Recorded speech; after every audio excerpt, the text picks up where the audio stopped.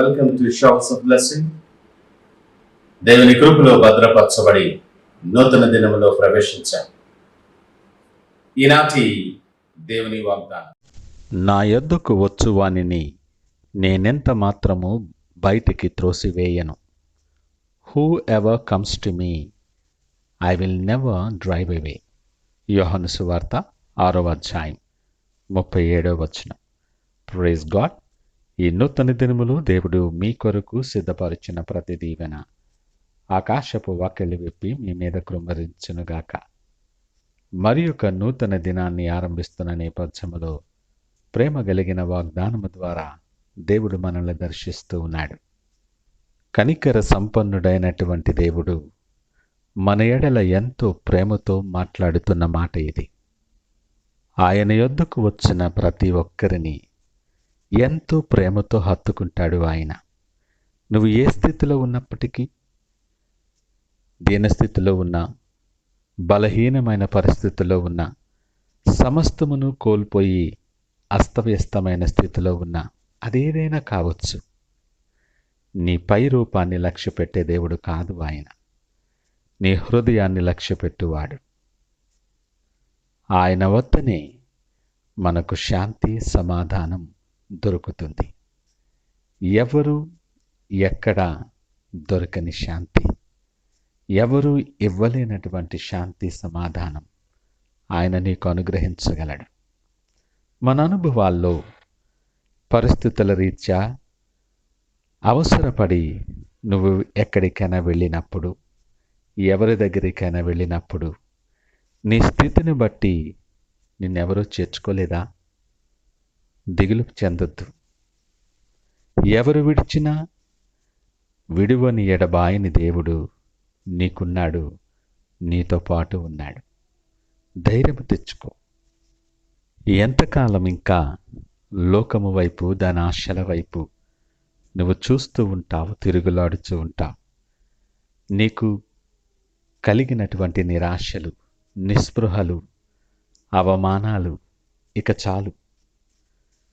ఆయన వైపు నీ మనసు తిప్పుకోవటానికి సిద్ధపడగలవా? ఆయన దగ్గరకు వచ్చువాడు గొప్ప ఆశీర్వాదం పొందుతాడు.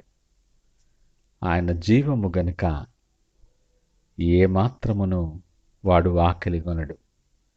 ఆయన యందు ఎవరైతే విశ్వాసం ఉంచుతారో వాడు ఎప్పుడు దప్పిగొనడని లేఖనం మాట్లాడుతుంది. అంత మాత్రమే కాదు సుమా,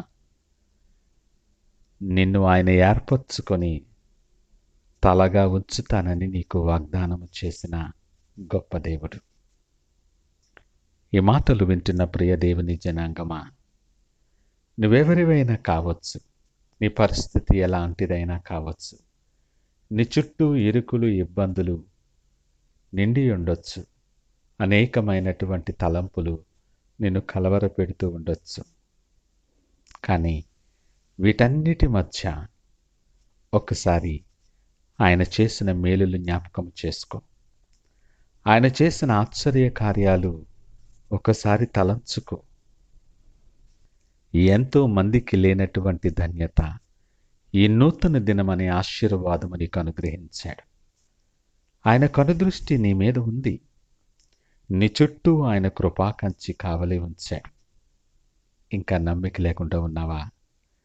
ఈ క్షేమం, ఈ సమస్తం కేవలం ఆయన ప్రేమ వలన కలిగినవే కదా. ధైర్యము తెచ్చుకో. నీ పరిస్థితుల వైపు చూడొద్దు. నిందించే లోకము వైపు చూడొద్దు.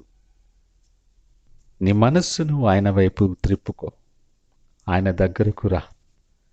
ఆయన సన్నిధిలో నీ హృదయాన్ని కృమ్మరించు.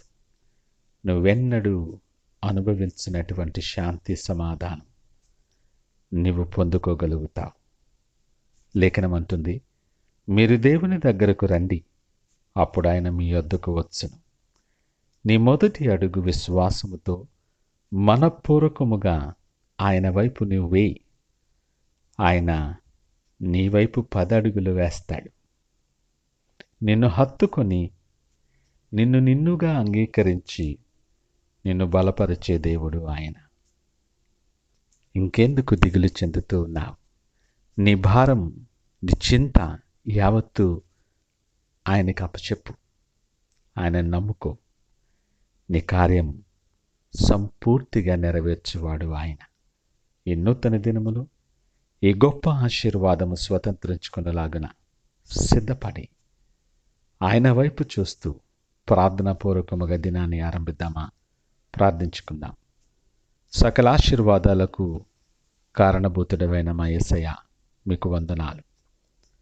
అద్భుతమైన వాగ్దానము ద్వారా మమ్మల్ని ఆదరించారు. అనేక పరిస్థితుల చేత మేము కృంగి ఉన్న నేపథ్యములో నీ దగ్గరకు వచ్చు వారిని నువ్వెంత మాత్రము బయటకు త్రోసివేసే దేవుడవు కావని మాతో మాట్లాడావు. లోకరీత్యా మేము అనేక పరిస్థితుల్లో అవసరపడి వెళ్ళినప్పుడు మమ్మల్ని చేర్చుకునే పరిస్థితి లేకపోయింది. నీ కనికరము, నీ ప్రేమ మమ్మల్ని ఎంతో ఆదరించి బలపరిచింది. ఈ గొప్ప దీవెన నిత్యము మా జీవితాల్లో కలిగి ఉండులాగున మమ్మల్ని సిద్ధపరిచి బలపరిచి మీరే మహిమ, ఘనత, ప్రభావాలు పొందమని యేసు నామమున అడిగి వేడుకొనుచున్నాము తండ్రి. ఆమేన్. God bless you.